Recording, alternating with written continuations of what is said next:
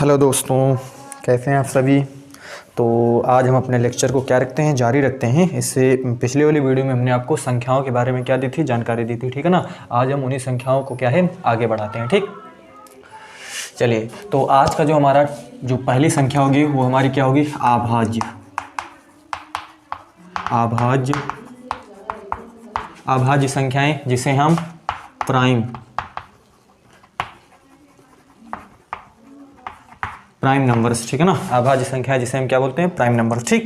लेकिन एक सवाल बच्चों में आता है कि जो है केवल गणित वही बच्चे सीख सकते हैं जो बुद्धिमान हो, ठीक है ना। ऐसा दिमाग में आता है कि हमारे तो सर दिमाग ही नहीं है तो हम गणित कैसे सीखेंगे, ठीक है ना। तो ये भी जो बात है वो बिल्कुल आपकी क्या है, गलत है, ठीक है ना।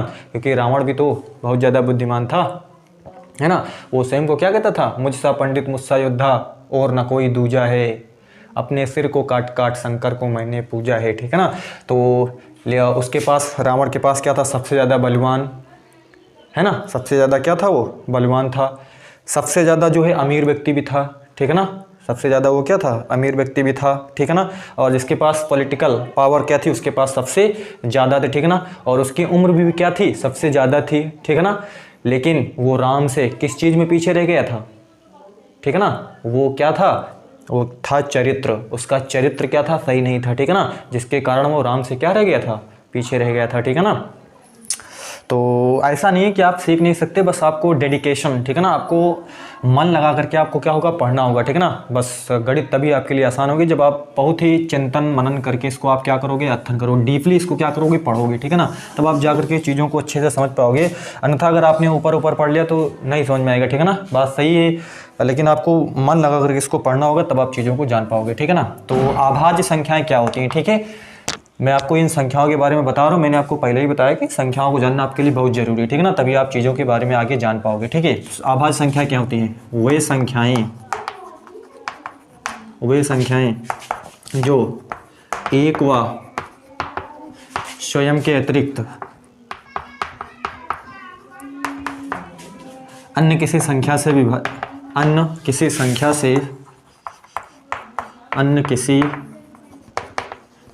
अन्य किसी संख्या से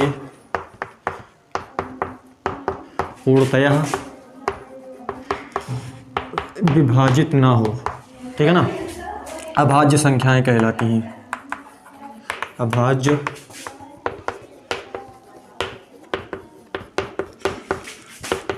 संख्याएं कहलाती हैं, ठीक है।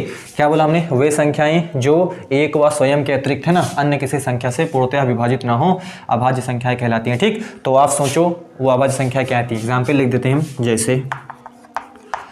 जैसे हमने जो चीज़ें लिखी बस वही चीज़ हम लिखेंगे। यानी कि वे संख्याएं जो एक व स्वयं के अतिरिक्त, यानी कि वो संख्या तो केवल जो होगी वो तो केवल एक से कटेगी या फिर वो स्वयं से कटेगी, ठीक है ना। और अन्य किसी नंबर से वो विभाजित नहीं होगी, ठीक है ना। चलो देखते हैं। तो अगर हम एक लिखते हैं, चलिए एक बात आपको सीधे ध्यान रखना है, ठीक ना। एक ना तो भाज्य है और ना ही क्या है, अभाज्य, ठीक। सीधा चीज़ आपको याद रखनी है, ठीक। एक ना तो भाज्य है और ना ही क्या है, अभाज्य है, ठीक है। तो चलिए हम देखते हैं देखते हैं इसके कितने गुणनखंड हैं। ये एक से कट सकता है और किससे कट सकता है, दो से कट सकता है, ठीक। तो परिभाषा क्या बोलती है कि जो एक व स्वयं के अतिरिक्त अन्य किसी संख्या से पूर्णतः विभाजित ना हो। तो देखिए ये एक से केवल कटेगी और स्वयं से कटेगी, ठीक है ना। तो ये भी दो हमारा क्या हो जाएगा, एक अभाज्य संख्या हो जाएगा, ठीक है ना। बात करते हैं हम तीन की। तो तीन देखिए ये एक से कटेगा और किससे कटेगा, तीन से कटेगा, और तो किसी नंबर से कटेगा नहीं। तो तीन भी हमारा क्या हो जाएगा, एक अभाज्य संख्या हो जाएगा, ठीक है ना। बात करते हैं हम चार की। तो देखो चार दो से कट रहा है, एक से कट रहा है, चार से कट रहा है, ठीक। तो इसके तीन क्या आ गए, तीन गुणा जा गए, ठीक है ना। तो हम केवल परिभाषा के खिलाफ जा रहे हैं, ठीक ना, क्योंकि स्वयं व एक के अलावा और किसी संख्या से विभाजित ना हो, ठीक है ना। तो ये तो हमारी क्या होगी, एक अभाज्य संख्या नहीं होगी, ठीक है। तो ये देखो ये हमारी चार नहीं होगी, ठीक ना। फिर हमारे पास क्या आ जाएगा, पाँच आ जाएगा, ठीक है। फिर हमारे पास क्या आ जाएगा, सात आ जाएगा, ठीक। फिर क्या आ जाएगा, नौ नहीं आएगा, नौ तीन से हो जाएगा, नौ से हो जाएगा, एक हो जाएगा, ठीक ना। तीन मल्टीपल इसके हो जाएंगे, ठीक है। तो ये 11 हो जाएगा, ठीक है ना। फिर 13 हो जाएगा, ठीक है ना। फिर इस तरीके से और जो भी नंबर आपके होंगे, ठीक है ना। तो ये जो संख्याएं होती है वो हमारी क्या होती है, अभाज्य संख्याएं होती है, ठीक। और एक और चीज आपको यहाँ पर ये ध्यान रखना है कि जो है दो एक ऐसी सम संख्या है, एक ऐसी सम संख्या है जो कि क्या है, अभाज्य है और सबसे छोटी अभाज्य संख्या भी है, ठीक है ना। तो इस चीज़ को आपको याद रखना है। दो एक ऐसी सम संख्या है, दो एक ऐसी सम संख्या है, सम संख्या है जो कि अभाज्य व सबसे छोटी अभाज्य संख्या भी है, जो कि अभाज्य व सबसे छोटी अभाज्य है ना। तो इस चीज को आपको ध्यान रखना है। दो एक ऐसी सम संख्या है जो कि अभाज्य व सबसे छोटी क्या है, अभाज्य संख्या, ठीक। तो सबसे छोटी अगर अभाज्य संख्या की बात की जाए तो वो आपकी क्या होती है, 2 होती है, ठीक है ना। इस चीज को आपको क्या रखना है, याद रखना है, ठीक है। तो अब ये बात हो गई हमारी। अब इसको हमेशा के लिए आपको याद रखना है कि वे संख्याएं जो एक व स्वयं के अतिरिक्त अन्य किसी संख्या से पूर्णतः विभाजित ना हो वे हमारी अभाज्य संख्या होंगी। आप कोई भी नंबर लिख दो फट से और उसको देख लो, वो स्वयं व एक के अलावा अगर अन्य किसी संख्या से कट रही है तो हम बोल देंगे उसको अभाज्य संख्या नहीं, ठीक है ना। अगर वो स्वयं व एक के अलावा अन्य किसी संख्या से नहीं कटती है तो वो संख्या हमारी क्या हो जाएगी, अभाज्य हो जाएगी, ठीक है। तो इस तरीके से हम इसको क्या कर सकते हैं, जान सकते हैं, ठीक। अब बात आती है हमारी नेक्स्ट संख्या की, ठीक है ना। चलिए तो देखते हैं हम अगली संख्याएं, ठीक है ना।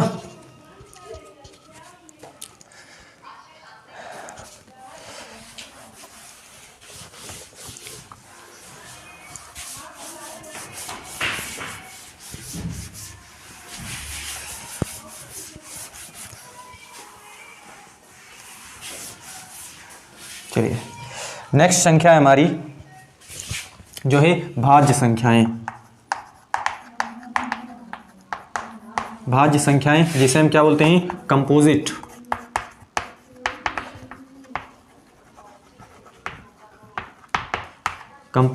नंबर्स, ठीक है। तो अभी तक हम अभाज्य संख्याओं के बारे में जान रहे थे कि अभाज्य संख्याएं वे संख्याएं होती हैं जो एक व स्वयं के अतिरिक्त और अन्य किसी संख्या से पूर्णतः विभाजित नहीं होती हैं, वो हमारी अभाज्य संख्याएं होती हैं, ठीक है ना। लेकिन यहाँ पर अभाज्य संख्याओं के बारे में अगर हम बोलें तो अभाज्य संख्याएं वे संख्याएं होती हैं जो एक व स्वयं के अतिरिक्त कम से कम एक और संख्या से वो क्या हो रही हो, कट रही हो, ठीक है ना। परिभाषा आपको ध्यान रखना है कि भाज्य संख्याएं वे संख्याएं होती हैं जो एक व स्वयं के अतिरिक्त कम से कम उनका एक और क्या होना चाहिए, गुणज होना चाहिए, ठीक है ना। एक और यानी कि एक और संख्या से वो संख्या क्या हो, कटे, ठीक है ना। तो वो संख्या हमारी क्या होगी, भाज्य संख्याएं होंगी, ठीक है ना। चलिए हम इसके बारे में लिख देते हैं कि वे संख्याएं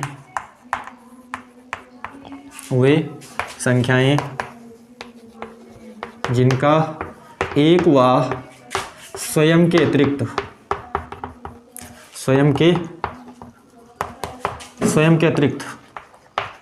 कम से कम एक और गुणनखंड हो, एक और गुणनखंड हो, भाज्य संख्याएं कहलाती हैं।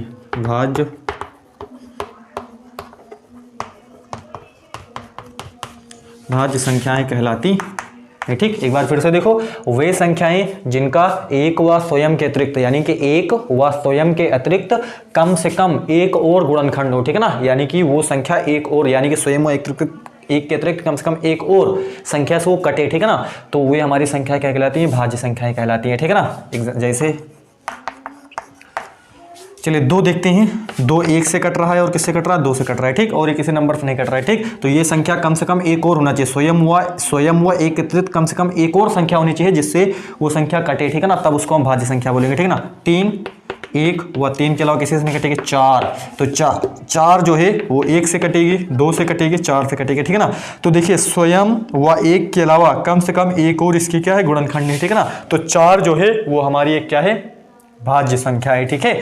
चलिए तो हम उम्मीद कर देंगे समझ में आ गया होगा। चलिए हम लिखते हैं इसके बारे में, फटाफट लिख देते हैं संख्याओं को, ठीक है ना। तो देखो आपके क्या होगी, वो 4 होगा, फिर 5 नहीं होगा, ठीक है ना। फिर क्या होगा, 6 होगा, 6 के बाद क्या होगा, फिर 8 होगा, ठीक है ना। फिर 8 के बाद क्या होगा, 9 होगा। 9 क्यों होगा, 9 इसलिए होगा क्योंकि 9 9 से है, 3 से और क्या है, 1 से है, ठीक है ना। यानी कि एक व स्वयं के अतिरिक्त भी है, ठीक है ना। फिर इस तरीके से हम 10 लिख सकते हैं, फिर इस तरीके से, और इसके सारे क्या होंगे, नंबर होंगे, ठीक है ना। तो ये हमारी जो संख्याएं होती है वो हमारी क्या होती है, भाज्य संख्या होती है, ठीक। बच्चे इसी को ना समझ पाते, ठीक है ना। तो बहुत आसान है, ठीक है ना। वे संख्याएं जिनका एक व स्वयं के अतिरिक्त कम से कम एक जो है एक और गुणनखंड हो वो हमारी भाज्य संख्याएं कहलाती है, ठीक है। वो जो पहली भाज्य संख्या है वो हमारी क्या है, 4 है। 4 देखना, 4 जो है वो हमारी पहली क्या है, भाज्य संख्या है, ठीक है ना। और इसके बारे में क्या आपको फैक्ट ध्यान रखना भी हमने आपको बताया, एक ना तो भाज्य है और ना ही क्या है, अभाज्य संख्या है, ठीक है ना। एक ना तो भाज्य संख्या है और ना ही अभाज्य संख्या है ना। एक ना तो भाज्य संख्या है और ना ही हमारी क्या है, अभाज्य संख्या है। ठीक है, तो ये चीज़ हमारी क्या हो गई, भाज्य संख्याओं के बारे में हो गया। ठीक है ना। चलिए, तो आप इसको क्या करो, नोट करो। अब हम आगे बात करते हैं। ठीक है ना। चलिए,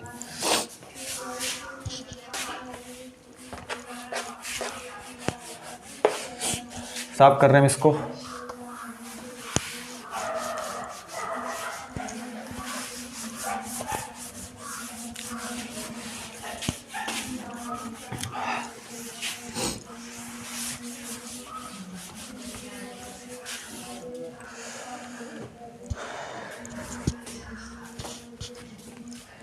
चलिए, अब देखते हैं नेक्स्ट हमारी जो संख्या आती है वो हमारी सह अभाज्य संख्या आती है। ठीक है ना। सह अभाज्य संख्याएं। ठीक, तो सह अभाज्य संख्याएं क्या होती हैं? देखो, आप दो या दो से अधिक प्राकृत संख्या ले लो। ठीक है ना। दो या दो से अधिक प्राकृत संख्याएं जिनका उभयनिष्ठ गुणनखंड केवल क्या हो, एक हो। ठीक है ना। क्या हमने बोला, दो या दो से अधिक, है ना, दो या दो से अधिक प्राकृतिक संख्याएं जिनमें उभयनिष्ठ केवल क्या हो, एक हो। उभयनिष्ठ का मतलब कॉमन। ठीक है ना। वो जो आप दो या दो से अधिक आप संख्याएं ले रहे हो, उन दो या तीनों संख्याओं में कॉमन क्या चीज है? अगर केवल कॉमन एक है, अगर कॉमन केवल क्या है, एक है, तो वो संख्याएं जो होंगी वो हमारी क्या होंगी, अभाज्य संख्याएं होंगी। ठीक है ना। चलिए, तो लिखते हैं हम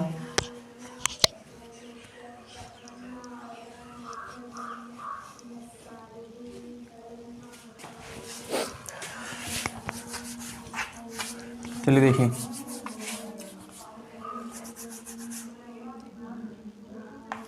वे दो या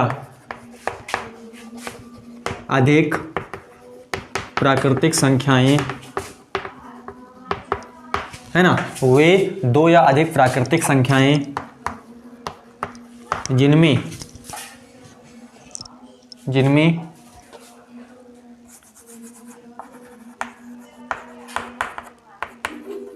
उभयनिष्ठ गुणनखंड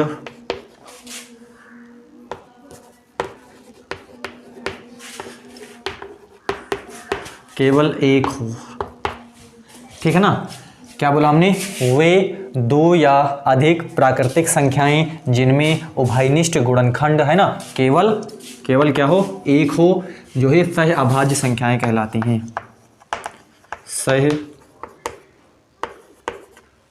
सह अभाज्य संख्याएं, सह अभाज्य संख्याएं कहलाती हैं। ठीक, अब देखो एग्जाम्पल, सह यानी कि जैसे हम को प्राइम नंबर बोलते हैं। ठीक है ना।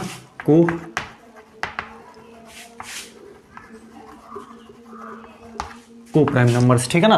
तो वे दो या अधिक प्राकृतिक संख्याएं जिनमें उभयनिष्ठ गुणनखंड केवल क्या हो, एक हो, सह अभाज्य संख्याएं कहलाती हैं। ठीक है ना। यहाँ पर दो संख्याएं आप लो या तीन संख्याएं लो। ठीक है ना। यहाँ पर आप पेयर लो या फिर ट्रिपल में लो। ठीक है ना। जैसे हमने लिखा 2,3, ये अब 2,3 वो है आपकी सह अभाज्य संख्या है या नहीं है। ठीक है ना। तो देखो 2 और 3 में कॉमन क्या है, 2 को आप क्या लिख सकते हो, 2 गुणे 1 लिख सकते हो, 3 को क्या लिख सकते हो, 3 गुणे 1 लिख सकते हो। ठीक है ना।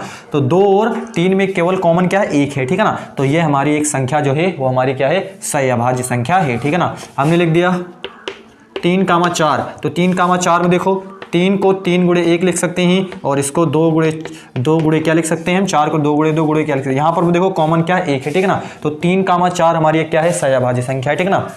हमने लिख दिया 6,8, तो 6,8 देखते हैं। तो 6 को देखिए 2 गुणे कितना हो जाएगा, 3 हो जाएगा, गुणे क्या हो जाएगा, 1 हो जाएगा। ठीक है ना। तो 2 गुणे 2 गुणे 2 गुणा क्या हो जाएगा, 1 हो जाएगा। ठीक, तो इसमें देखिए 1 कॉमन है और क्या कॉमन, 2 कॉमन है। ठीक है ना। तो हम पर लेकिन क्या बोलता है यहाँ पर, उभयनिष्ठ गुणनखंड केवल क्या हो, 1 हो। ठीक है ना। केवल क्या होना, 1 होना चाहिए, 1 के अलावा कोई मिले ना उन दोनों संख्याओं में। ठीक है ना। तो ये हमारी जो है वो एक सह अभाज्य संख्या नहीं है। ठीक है ना। तो 6,8 जो है वो हमारी एक सह अभाज्य संख्या नहीं है। ठीक है। चलो हम और लिख देते हैं। हमने लिख दिया 5, 4, क्या लिख दिया हमने, 7 लिख दिया, ठीक है ना। 5, 4, 7। तो बताइए ये क्या हमारी सहअभाज्य संख्या है? तो बिल्कुल ये, ठीक है ना। 5, 4 हमने क्या बोला, 2 या अधिक, 2 हो सकते हैं या फिर क्या हो सकते हैं, अधिक हो सकते हैं, ठीक। बस आपको चीजें ध्यान ये रखनी है कि इसमें कॉमन केवल एक होना चाहिए, ठीक है ना। क्या होना चाहिए, कॉमन एक होना चाहिए, ठीक। तो इस तरीके से ये और बहुत सारी आपके क्या होंगे, नंबर्स होंगे, ठीक है ना। इस तरीके से इनका पेयर होना चाहिए, इस तरीके से, ठीक। तो ये जो हमारी यानी कि जो सहअभाज्य संख्या पेयर में ही होती है, ठीक है ना, ऐसे ध्यान रखना है, ठीक है। तो ये हमारी जो संख्या होती है वो हमारी क्या होती है, सहअभाज्य क्या होती हैं, संख्याएं होती हैं, ठीक है ना। उम्मीद करते हैं कि आपको बहुत अच्छे से समझ में आ गया होगा, ठीक है ना, कि सहअभाज्य संख्याएं क्या होती है। अगर कोई भी अब हाँ एक चीज़ आपको ध्यान रखनी है, ठीक है ना, कि 2 लगातार आप कोई भी नंबर ले लो, ठीक है ना। क्या बोला हमने, 2 लगातार आप कोई भी नंबर ले लो, वो हमेशा सहअभाज्य संख्या ही होंगी, ठीक है ना। जैसे हमने ले लिया 1, 2, 3, 4, 5, 6, 7, 8। 2 लगातार आप कोई भी नंबर ले लो, वो हमेशा क्या होती है, सहअभाज्य संख्या ही आएगी, ठीक है ना। तो इस चीज़ को भी हमेशा आपको क्या रखना है, याद रखना है कि ठीक कि 2 लगातार नंबर हमेशा क्या होते हैं, सहअभाज्य संख्या होती है, ठीक ना। अब इसके पीछे एक फैक्ट क्या है, फैक्ट ये इसके पीछे है कि यहाँ पर आपको ये चीज़ ध्यान रखना है कि यहाँ पर जरूरी नहीं है, सहअभाज्य होने के लिए जरूरी नहीं है कि दोनों जो नंबर हैं वो आपके क्या हो, अभाज्य हो, ठीक है ना। अभाज्य शब्द आ रहा है, लेकिन यहाँ पर ये हमेशा जरूरी नहीं है कि सहअभाज्य होने के लिए दोनों जो नंबर आप ले रहे हो वो दोनों नंबर क्या हो, अभाज्य हो, ठीक है ना। ऐसा बिल्कुल जरूरी नहीं है, ठीक है ना। बस आपको क्या चीज ध्यान रखना है कि केवल कॉमन एक होना चाहिए, ठीक है ना। वो जो दोनों नंबर आप लिए हो उसमें कॉमन केवल क्या हो, एक हो, ठीक है। तो वो जो संख्या होगी, वो संख्या का जो पेयर होगा वो हमारा क्या होगा, सहअभाज्य हो जाएगा, ठीक है ना। इस तरीके से हम इसको क्या कर सकते हैं, समझ सकते हैं, ठीक है ना। तो इसके हमने आपको क्या बताया कि सहअभाज्य संख्या होने के लिए अभाज्य होना क्या है, आवश्यक नहीं है, ठीक है ना। तो इसके बारे में लिख लेना, सहअभाज्य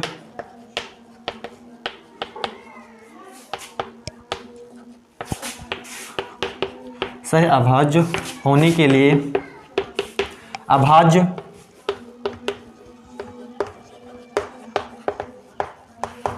संख्या होना आवश्यक नहीं है, ठीक है ना। सहअभाज्य होने के लिए जो है अभाज्य संख्या होना आवश्यक नहीं है, ठीक है ना। जरूरी नहीं है कि दोनों जो संख्याएं हैं वो आपके क्या हो, सहअभाज्य दोनों जो हैं वो आपके क्या हो, अभाज्य हो, ठीक है ना। भाज्य भी हो सकती है, अभाज्य भी हो सकती है, ठीक। बस केवल कॉमन क्या होना चाहिए, एक होना चाहिए, ठीक है ना। तो ये जो संख्याएं होंगी वो हमारी क्या होती है, सहअभाज्य संख्या होती है, ठीक है ना। समझ में आ गया होगा आपको। चलिए, तो ये थी हमारी सहअभाज्य संख्या। अब हम बात करते हैं किस पर, जो है आपकी रैशनल नंबर पर, ठीक है ना, यानी कि जो आपकी परिमेय संख्या होती है उस पर हम बात करते हैं।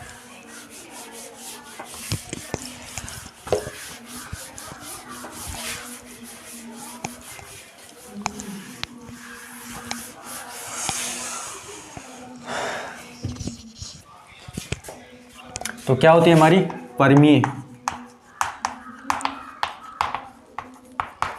परिमेय संख्याएं, जिसे हम क्या बोलते हैं, रेशनल नंबर्स, ठीक है ना, रेशनल नंबर्स, ठीक है। तो देखो रेशनल नंबर्स क्या होते हैं, यानी कि परिमेय संख्याएं। आप सीधे जानते हो परिमेय संख्या क्या होती है, ठीक है ना। वे संख्याएं जिन्हें p बटा q के रूप में व्यक्त किया जा सके, ठीक है ना। सीधे क्या लिखा है हमने, वे संख्याएं जिन्हें p बटा q के रूप में व्यक्त किया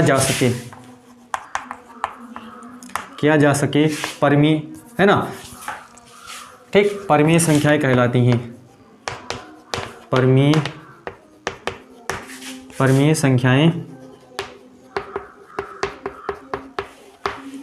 क्या बोला हमने, वे संख्याएं जिन्हें p बटा q के रूप में व्यक्त किया जा सके परिमेय संख्याएं कहलाती हैं, ठीक है ना। जहां, ठीक, इस चीज को आपको लिखना बहुत ही महत्वपूर्ण है, ठीक है ना। जहां p तथा q क्या है, पूर्णांक हैं। जहां p तथा q क्या है, पूर्णांक हैं, तथा क्यों डज नॉट इक्वल क्या हो, जीरो हो, ठीक है ना। क्या कहा हमने, वे संख्याएं जिन्हें p बटा q के रूप में व्यक्त किया जा सके परिमेय संख्याएं कहलाती हैं, जहां p तथा q पूर्णांक तथा q डज नॉट इक्वल क्या हो, 0 हो, ठीक है ना। इस चीज को भी क्या करता हो, फॉलो करता हो, ठीक। तो वो संख्या जो होगी वो हमारी क्या होगी, परिमेय संख्या होगी, ठीक है ना। देखो कैसे, जैसे एग्जाम्पल हम लिखते हैं, हमने लिखा 1/2, तो आप देखो एक भी जो है वो हमारा क्या है, एक पूर्णांक है। देखिए सबसे पहले ये p बटा q के रूप में है, तो ये p बटा q के रूप का है, ठीक है ना। इस तरीके से बटे में लिखा p बटा q के रूप में, ठीक है। अब देखना है p तथा q क्या होना चाहिए, पूर्णांक होना चाहिए। देखिए ये आपका p हो, ये q है, तो एक भी आपका क्या है, एक पूर्णांक है, और 2 भी आपका एक क्या है, पूर्णांक है, ठीक है ना। ठीक बात। तथा q डज नॉट इक्वल क्या हो, 0 हो, तो ये देखिए यहाँ पर जो q का मान है वो आपका क्या है, 0 भी नहीं है, ठीक है ना। क्यों का जो मान है वो क्या है, 0 भी नहीं अर्थात 2 है, ठीक है। तो ये हमारी क्या होगी, परिमेय संख्या होगी, ठीक है ना। हमने बोला 3 बटा क्या लिख दिया हमने, 4, तो ये भी परिमेय संख्या। हमने लिखा 5, तो 5 बताइए एक परिमेय संख्या है, हाँ ये भी हमारी क्या है, एक परिमेय संख्या। क्यों है, क्योंकि 5 को हम 5 बटा 1 लिख सकते हैं ना। अब देखिए p बटा q के रूप में हो गया, जहाँ पर 5 भी एक हमारा एक पूर्णांक है और 1 भी हमारा क्या है, पूर्णांक है, ठीक है ना। सारी शर्त कर रहा है, ठीक है। तो 5 जो है वो हमारा एक जो है, एक हमारी परिमेय संख्या है, ठीक है ना। हमने बोल दिया 0/1, तो 0/1 भी हमारी क्या होती है, एक परिमेय संख्या क्या है, होती है, ठीक है ना। इसका मतलब क्या हो जाएगा, इसका मतलब क्या हो जाएगा, 0 हो जाएगा, ठीक है ना। तो आपको सीधे ये ध्यान रखना है कि 0 अपने आप में क्या होती है, एक परिमेय संख्या होती है। 0 अपने आप में एक परिमेय संख्या होती है, क्योंकि 0 को हम 0/1 है ना, इसको हम लिख सकते हैं 0/2 है ना, बराबर 0 बटा क्या लिख सकते हैं हम, 3। इस तरीके से इसका ओवरऑल सारे का मतलब क्या होता है, 0। इन सभी का मतलब क्या, 0, ठीक है ना। तो 0 भी एक क्या होती है, परिमेय संख्या होती है, ठीक है ना। सीधे आपको ध्यान रखना है 0 भी हमारी क्या होती है, एक परिमेय संख्या होती है, ठीक है। तो इस तरीके से आप इसको क्या कर सकते हो, और पूर्णांक होना चाहिए। ये अगर माइनस का 1/2 चीज़ भी हमारी क्या होगी, ये p बटा q के रूप में है, ठीक है ना। और मतलब पूर्णांक होना चाहिए, तो पूर्णांक है, ठीक है ना। यहाँ पर क्या है, -1/2, -1 क्या होगा, तो आपका एक पूर्णांक होता है, ठीक है ना। तो ये भी हमारा क्या है, एक परिमेय संख्या है, ठीक है ना। इस तरीके से हम इसको क्या कर सकते हैं, जान सकते हैं, ठीक है ना। तो ये हमारी क्या होती है, एक परिमेय संख्या होती है, ठीक है। तो आसान है, ठीक है ना। तो परिमेय संख्याएं वे संख्याएं जिन्हें p बटा q के रूप में व्यक्त किया जा सके क्या कहलाती हैं, परिमेय संख्या कहलाती हैं, जहाँ p तथा q क्या होते हैं, पूर्णांक होते थे, तथा q डज नॉट इक्वल क्या होता है, 0 होता है, ठीक है। तो ये हमारी क्या होती हैं, परिमेय संख्या होती है, ठीक है। अब इनके हम कुछ प्रकार के बारे में बात कर लेते हैं कि परिमेय संख्याओं के प्रकार क्या होते हैं, ठीक है। तो देखो पहला प्रकार तो ये होता है कि परिमेय संख्या जो होती है वो हमारी क्या होती है, टर्मिनेटिंग है ना, यानी कि शांत दशमलव, ठीक है ना। क्या बोलते हैं हम, शांत दशमलव, ठीक है ना, यानी कि टर्मिनेटिंग डेसिमल,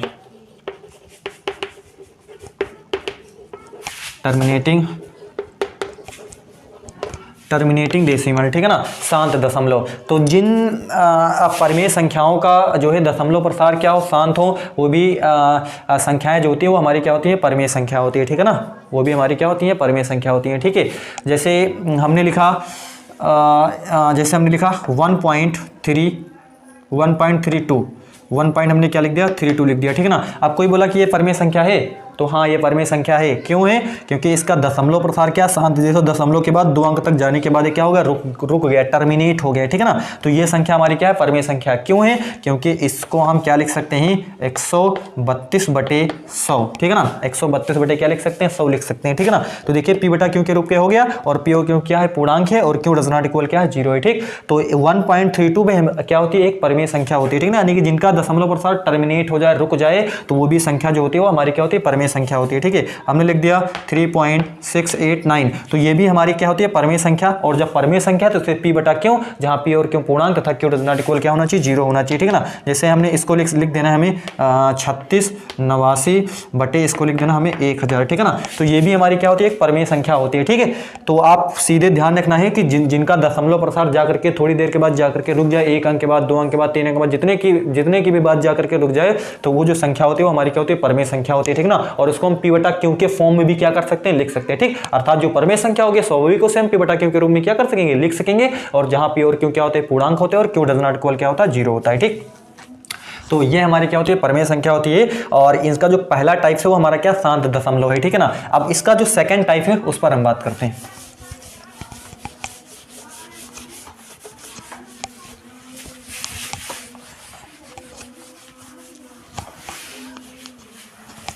देखिए इसका सेकंड टाइप है अशांत अशांत आवर्ती। क्या है? अशांत आवर्ती। अशांत आवर्ती ये भी जो होती है, यानी कि इसको हम बोलते हैं नॉन टर्मिनेटिंग, है ना, नॉन टर्मिनेटिंग रिकरिंग, है ना, नॉन टर्मिनेटिंग, नॉन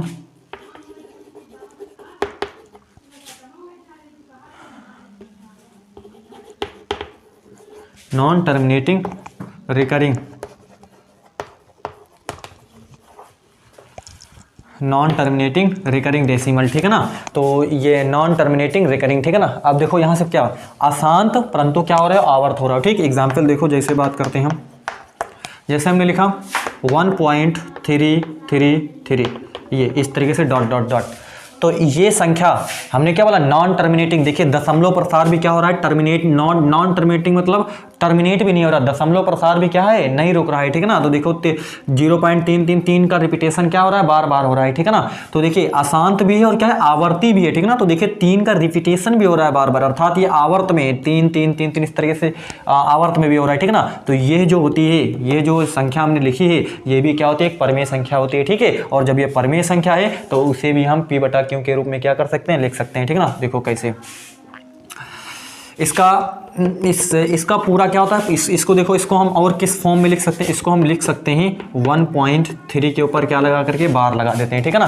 देखिए जितने अंक का रिपीटेशन हो रहा है उतने के ऊपर हम क्या लगा देंगे, बार लगा देते हैं। इसका मतलब 1.3 और उस पर क्या लगा हुआ है, बार लगा हुआ है, यानी कि जिस अंक का रिपीटेशन होता है उतने के ऊपर हम क्या लगा देते हैं, बार लगा देते हैं। इसका मतलब क्या होता है, बार, कहने मतलब ये जो 3 है वो बार बार क्या हो रहा है, रिपीट हो रहा है, ठीक है। तो ये भी हमारी क्या होती है, इसको भी हम, ये हमारी एक परमेय संख्या होती है और इसे भी हम P/Q के फॉर्म में क्या कर सकते हैं, लिख सकते हैं, ठीक है ना। आगे वाली वीडियो में इसको हम P/Q के फॉर्म में भी, इसका प्रॉपर मेथड है निकालने का, इसको P/Q के रूप में हम कैसे लिख सकते हैं, इसको भी निकाला जाता है, ठीक है ना। उसको हम आपको नेक्स्ट वीडियो में क्या करेंगे, बताएंगे, ठीक है ना। बस आपको यहाँ पर ये चीज ध्यान रखनी है कि इस तरीके से अगर अशांत आवर्ती, यानी कि अशांत भी है, देखिए चल भी रहा है इस तरीके से, ठीक है ना, और आवर्त भी, 3 का आवर्त भी हो रहा है, ठीक है ना। तो ये हमारी जो संख्या होती है वो हमारी क्या होती है, परमेय संख्या होती है, ठीक। अब जरूरी नहीं आपका कि एक अंक का रिपीटेशन हो, ठीक है ना, है ना। जरूरी नहीं कि एक अंक का रिपीटेशन हो, 2 का हो सकता है, 3 का, 4 का, कितने भी अंक का रिपीटेशन हो सकता है, ठीक। जैसे हमने बोला 1.34 इस तरीके से, ठीक है ना। तो देखिए यहाँ पर 2 अंक का रिपीटेशन 1.34 इस तरीके से इसका रिपीटेशन हो रहा है, ठीक। तो इसको देखो हम इस फॉर्म में कैसे लिखेंगे, इसको लिखेंगे 1.3 के ऊपर क्या है, 4 के ऊपर क्या लगाएंगे, बार लगाएंगे, ठीक है ना। जितने अंक का रिपीटेशन होगा उतने के ऊपर हम क्या लगाएंगे, बार लगाएंगे, ठीक है ना। मैं आपको एक सजेस्ट करूंगा कि जो मैं चीज़ बोलता हूं उसको आप बड़े ध्यान से क्या है सुनिए, ठीक है ना, तब आप चीज़ों को अच्छे से समझ पाओगे, ठीक है ना। तो ये देखिए यहाँ पर 3 4 है, तो यानी कि 2 अंक का रिपीटेशन हो रहा है, तो जितने का रिपीटेशन हो रहा है उतने के ऊपर आपको क्या लगाना है, बार लगाना है, ठीक है ना। जैसे हमने बोला 1.568 इस तरीके से, ये देखिए यहाँ पर, यानी कि 568 3 अंक का रिपीटेशन बार बार हो रहा है, तो इसको हम लिखेंगे 1.568। तो यहाँ पर 3 अंक के ऊपर क्या लगाएंगे, बार लगाएंगे, ठीक है ना। हमने पहले बताया कि जितने अंक का रिपीटेशन हो रहा है उतने के ऊपर आपको क्या लगा देना, बार लगा देना है, ठीक। और इसको हम P/Q के फॉर्म में क्या कर सकते हैं, लिख सकते हैं, ठीक है ना। तो ये भी हमारी जो संख्याएं होती हैं वो हमारी परमेय संख्या होती है, ठीक है ना। उम्मीद करते हैं कि आपको समझ में आ गया होगा, ठीक है। चलिए अब हमारी जो नेक्स्ट संख्या है वो हमारी क्या है, अपरिमेय संख्या, ठीक है ना। चलिए तो हम इसको साफ कर रहे हैं।